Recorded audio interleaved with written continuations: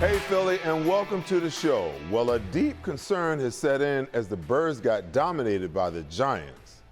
The Giants! There's enough blame to go around from coaches to players. It's time for my breakdown. The Eagles rolled into MetLife Stadium for what everyone thought would be a get-right game versus the 1-4 Giants. Everyone, that is, except for the New York Giants. The Birds' offense continues to struggle, and although Jalen Hurts had a decent day statistically, when it mattered the most, he faltered once again, particularly down the stretch. He was 24 for 33 for 283 yards, 1 touchdown, and 1 critical interception in the fourth quarter, and 3 sacks. Got to get that number under control. He was indecisive at times, made incorrect decisions, and missed key passes. The biggest, he missed Devontae Smith wide open for what would have been a touchdown that could have been the game-changing play. I know that teams are making a concerted effort to limit Saquon Barkley and not allow him to get on track. But after back-to-back runs on the first offensive possession of the game for 31 yards, they got pass happy. And Saquon ended the half with 8 carries for 56 yards. Not bad. The O-line is becoming a major concern with each progressing week. They're getting dominated up front, and to boot, they're taking turns blowing assignments and getting beat play after play. If they can't win up front, the Birds will have a hard time executing whatever's called, run or pass. Speaking of calls, Kevin Patullo's play calls are basic and predictable. It seems as though defenses already know what they're running when they line up to run it. The defensive side of the ball may have been the biggest surprise. After the way they played the first 4 weeks, the rookie combination of Jackson Dart and Cam Skattebo stole the will and hearts of the entire defense from the word go. Skattebo ran with aggression and determination that the Birds' D never matched. Jackson Dart got hot, making pinpoint passes with backup receivers. Backup receivers, I said, torching the Birds' secondary and scrambling, looking like the second coming of Lamar Jackson. The absence of Jalen Carter and the early exit of Quinyon Mitchell didn't help matters much at all either. The Birds' D generated 0 pass rush, and a few times that they did get close, Dart managed to get away and make scrambles, moving the chains to keep the drive alive. Cornerbacks Keely Ringo and Adoree Jackson continue to struggle, exhibiting 0 confidence in coverage and tackling. Much like the offense, the defensive unit took turns making critical mistakes, and Skattebo pounded them into submission until they seemed to wilt and give in. 19 carries for 98 yards and 3 touchdowns by the rookie running back. The rest of the division did the Birds a solid by losing over the weekend. Dallas to the Carolina Panthers and the Commanders to the Chicago Bears, allowing the Eagles to maintain a 2-game lead on the division. But the Birds have bigger problems. Offensively, they've got to figure out how to be more efficient and creative across the board. And defensively, the Young Bucks are just going to have to grow up and develop quickly if they're going to right the ship after back-to-back L's. That's my breakdown. Up next, Philadelphia Inquirer writer Marcus Hayes joins me to further break down the Birds' woes and how they're going to resolve their many issues. Hi, I got this old thing and the bill from the store where I got it. Figured you could beat it with a better deal than one of these big boys. That doesn't work that way. Well, at Verizon, anyone can bring in their AT&T or T-Mobile bill and they'll give you a better deal. I thought Verizon was pricey. No, better deal, best 5G network. Back to the TV. Does it come higher than 8K? Because I don't like to squint. Ma'am, take your TV and go. Bring your AT&T or T-Mobile bill to Verizon for a better deal. Guess you're not as cool as Verizon. You don't know that? Picture this. You play big-time college football, you get some NIL money. You get drafted in the NFL, and you start making real big money. However, you're 23 years old and you don't have any credit. Here at Mid-Penn Bank, we're helping these athletes establish credit through secured credit cards and other strategies that can help develop their credit now, so as they continue to make money, they can have long-term success financially.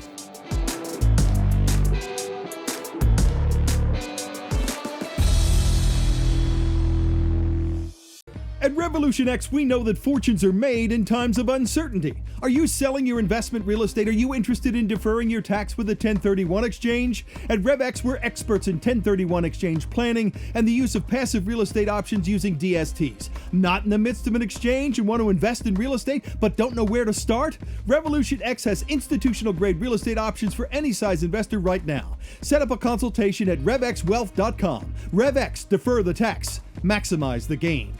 Gentlemen, are you ready for a wardrobe update? Introducing Divine Nine's Custom Menswear, your clothier for truly unique, custom-made threads. With Divine Nine, you can design your own one-of-a-kind suit, jacket, slacks, shirts, golf pants, and shorts, perfectly handcrafted by our skilled artisans who will bring your vision to life. Prepare to stand out from the crowd with Divine Nine's Custom Clothier, official clothier of Seth Joyner. Custom clothing made for you. Since 1893, Weber Display and Packaging has been Pennsylvania's leading manufacturer of corrugated packaging and displays. We're family owned with 4 Philadelphia locations, 2 converting facilities, a warehouse, and a fulfillment center. Designed through delivery, we exceed customer needs. Weber Display and Packaging, our core values drive everything we do. Come join our team. This segment is brought to you by Verizon Communications.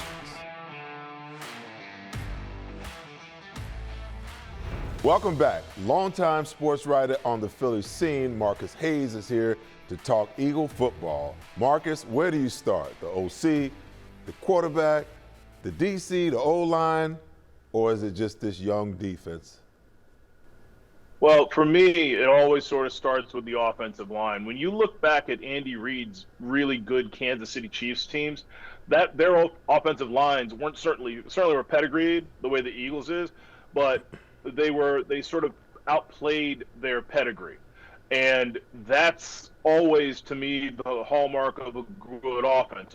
The problem right now for me is Lane Johnson has been injured off and on, and he's getting a little bit older, and Landon Dickerson is injured, probably 90% of the time, and he plays through it. But he's so injured right now, he can't get on the field. So once that is right, then I'll start judging this offense on the merits on which it should be judged. Now, there's an argument, Seth, to be made that the rest of the offensive line and the quarterback should have advanced to the point where they don't need the best offensive line anymore, but clearly that's not the case. A lot of this lies on Jalen Hurts' shoulders and his capacity not to just make plays, but to make plays consistently and adjust during games. All right, so how do you make sense of the offense being so ineffective? I mean, I know you're talking about the injuries on the offensive line. It always starts up front. But with a plethora of talent and weapons, how are they not achieving? Again, for me, it just comes down to the quarterback being able to decipher pre-snap what he sees and understand where the weakness is going to be. Jalen has a really good sense pre-snap of going from a passing play to a running play. But from my perspective and from what I've been told, not just this past, 6 games, but probably the last 60 games, is that when the defense unfolds after the snap and he sees something he didn't expect, he can't adjust at that point. So most defenses that are effective against him are defenses that can disguise what they do at the line of scrimmage and then effectively run that defense afterward. And Jalen doesn't make a lot of mistakes, but then he becomes a little gun shy. He doesn't want to make the mistake because he doesn't understand exactly what that is in front of him, which is a troubling thing when it's a sixth-year quarterback instead of a third-year quarterback. You're answering my questions ahead of schedule before I can actually get to them, but I'm going to stay on it. I'm a little bit concerned about Jalen. I've always believed in him as a franchise quarterback, but at times he looks confused, unsure, and lost, most of this season and some of last. Right. Well, I mean, the blessing of Jalen Hurts is twofold. Number one, he understands better now than he did at the beginning of, say, last season, that making no play is better than making a bad play. So I think he understands his limitations, and more than anything else, as a defender, you understand this really, really well. The most frustrating thing for a defense is when the offense gives the ball away and they don't have to, or gives the ball away earlier than they need to, and gives the ball away in a position of peril, where the other team has great field position. Jalen does that less now. The other blessing of Jalen Hurts is when things are confusing to him, when he feels a little bit flummoxed, he's able to make plays with his feet. He's not great at making plays with his arm and his feet, sort of moving the pocket and then delivering the ball. And that's Patrick Mahomes. That's Josh Allen. That's Jaden Daniels, as we've seen in just a season and a half. But that's okay because he's such an effective runner. He very seldom makes a negative play with his feet. Now, 3 years ago, before his injuries, especially the injuries to his ankle, he was making dynamic plays, Donovan McNabb plays, not quite Michael Vick plays or Lamar Jackson plays, but really good plays with his feet. And as he learned, he's not exposing himself to injury as much. So those are all good things. If your quarterback isn't a supercomputer like some of these guys are, then it's great that he's at least a NASCAR, if not an IndyCar. All right, so I expected for the defense to struggle early, but after starting strong, the last 5 quarters, they look to be regressing. Concerns? Well, you hate to hear this as a second-level player, but they are getting the ball out very quickly. And combined with the absence of, like this time last year, you could argue, and I would argue, that their best defensive player had been Brandon Graham. He was getting lots of push. He was playing probably twice as much as they expected him to play. He's getting lots of push. He's always been a much better run defender than he's been given credit for. So at this point last year, he was probably their best player. By the end of the year, it was Jalen Carter and Zach Bond. So Jalen Carter has not been in shape for a second this year. And I understand that he had a shoulder issue, but shoulder issues don't keep you off the treadmill.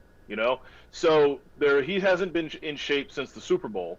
He's had a shoulder issue. Now he's got a foot issue, and you build your defense around him the way you built it around Fletcher Cox. Furthermore, they're so remade that I think they're playing slow. Those two things combined, for me, explain why the defense hasn't been dynamic, forcing turnovers and getting sacks. I think they have something like 9 sacks this year, which is 2 fewer than the Cowboys, who lost Micah Parsons. They didn't lose Micah Parsons, but they lost maybe the equivalent of Micah Parsons with a diminished Jalen Carter and the absence of Brandon Graham. So I would let them percolate a little bit more, even though, especially at edge, they're depleted and probably they don't have the depth that they really need to be effective long-term on the edge until Nolan Smith returns. And from what I'm hearing, that's probably like week 9, maybe after the bye, something like that. So they kind of are what they are. What they need is for Jalen Hurts to play better and for the offense to score more points and save them the way the defense saved the offense last season. All right, my friend, it's always great to get your perspective. I hope to get you on the podcast down the road so we can dive a little deeper on these Eagles. Thanks for your time, Marcus. Let me know when you need me. Thanks for having me, Seth. All righty. Brad Feinberg is on tap next as we dive into the preview for the betting and fantasy matchups for Week 7. There's a number on the screen. There's a number on the screen. There's a number on the screen.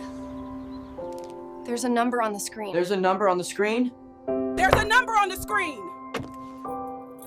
There is a number on the screen. There's a number on the screen. There's a number on the screen. There's a number on the screen.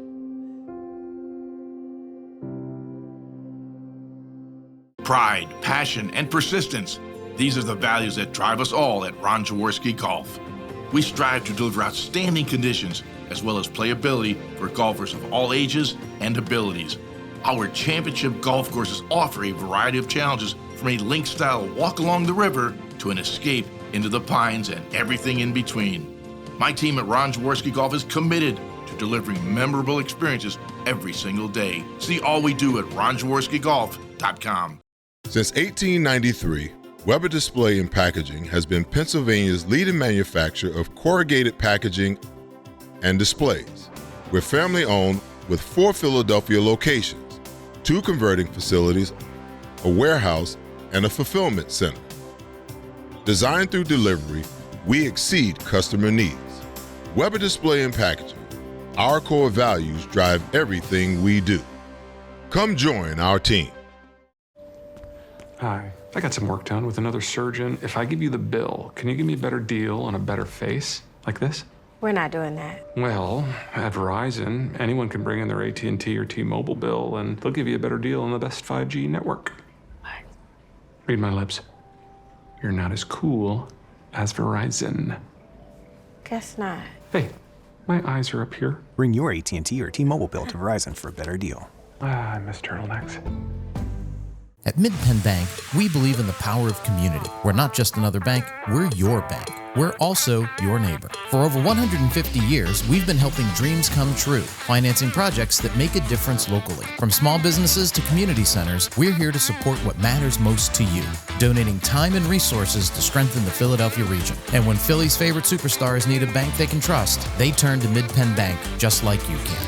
MidPenn Bank. Stronger communities, stronger futures. Let's build something great together. This segment is brought to you by Recovery Unplugged.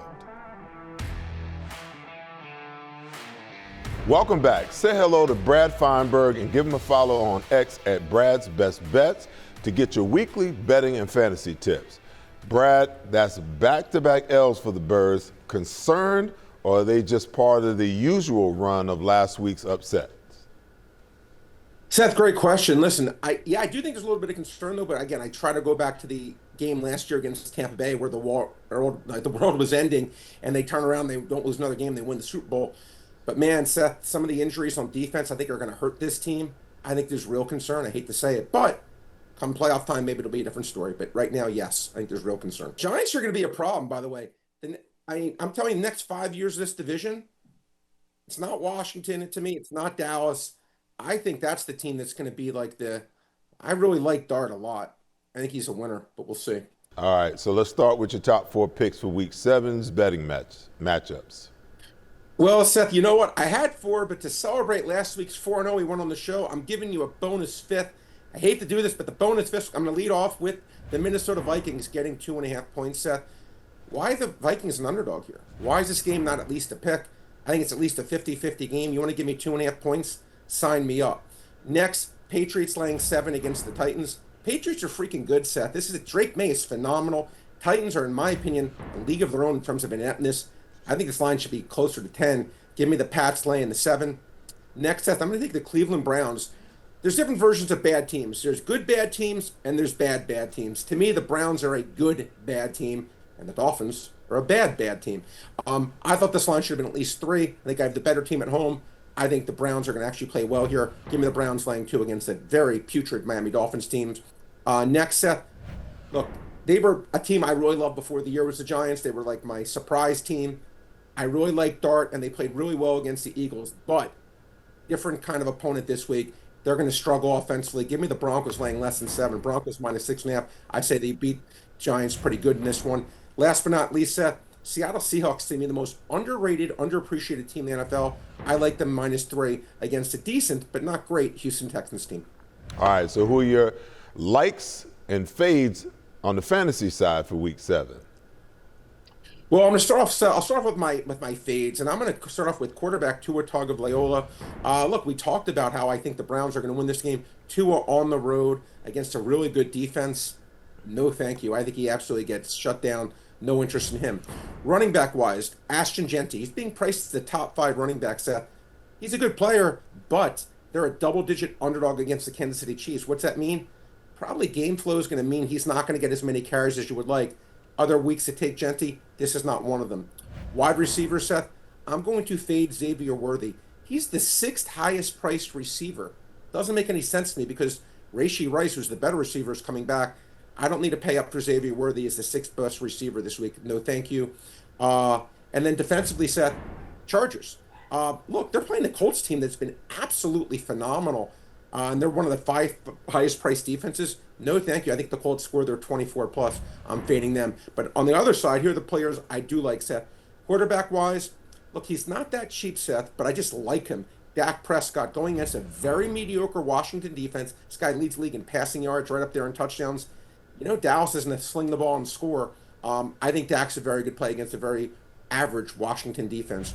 Running back wise, Seth, I'm going to say Quishon Jenkins of the Cleveland Browns. He got absolutely shut down last week against the Pittsburgh Steelers. Now, at home, as a favorite, against a very, very, very bad Miami Dolphins defense, I think Judkins runs for 100 yards plus, and he's very cheap this week. Good bounce back candidate.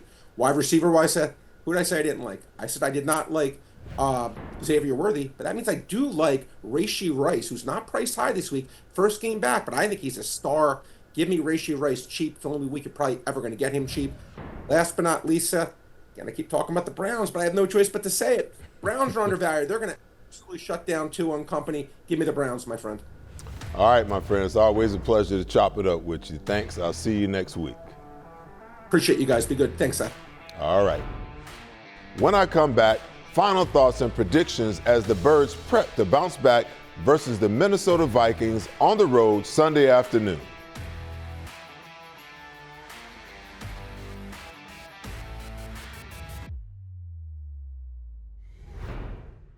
Since 1893, Weber Display and Packaging has been Pennsylvania's leading manufacturer of corrugated packaging and displays. We're family-owned with 4 Philadelphia locations, 2 converting facilities, a warehouse, and a fulfillment center. Designed through delivery, we exceed customer needs.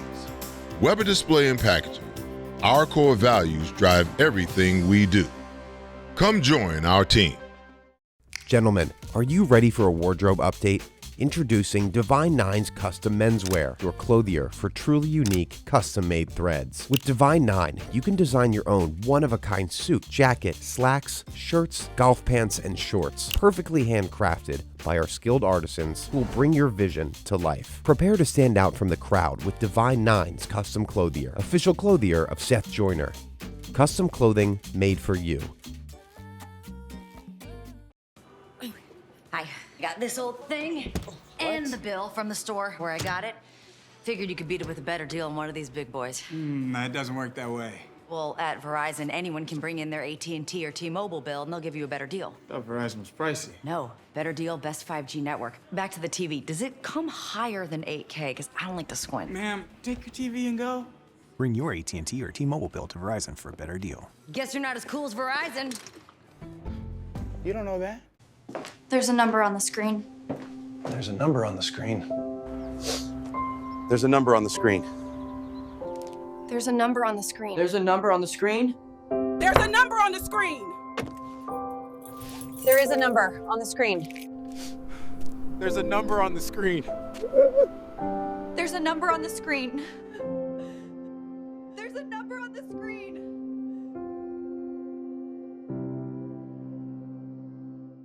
At Revolution X, we know that fortunes are made in times of uncertainty. Are you selling your investment real estate? Are you interested in deferring your tax with a 1031 exchange? At RevX, we're experts in 1031 exchange planning and the use of passive real estate options using DSTs. Not in the midst of an exchange and want to invest in real estate but don't know where to start? Revolution X has institutional grade real estate options for any size investor right now. Set up a consultation at RevXWealth.com. RevX, defer the tax, maximize the gain. This segment is brought to you by Weber Display and Packaging.